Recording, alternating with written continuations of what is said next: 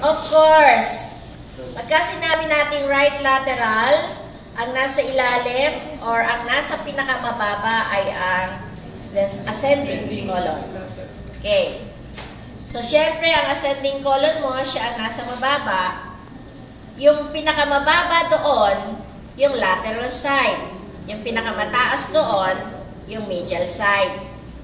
Sa descending naman, ang pinakamababa ay ang medial side. Ang pinakamataas ay ang lateral side. Okay. So, between the three exposures or three radiographs, this is the right lateral decubitus.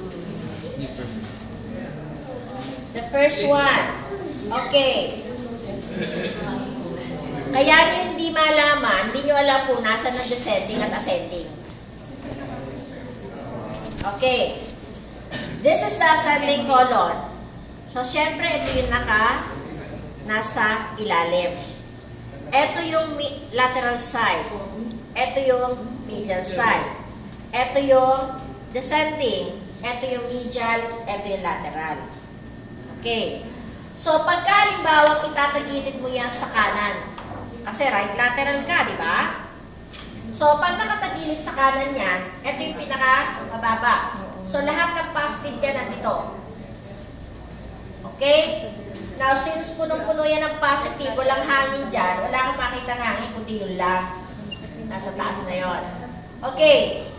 Second, descending colon. Ito yung pinakamababa. So, kung ano mang meron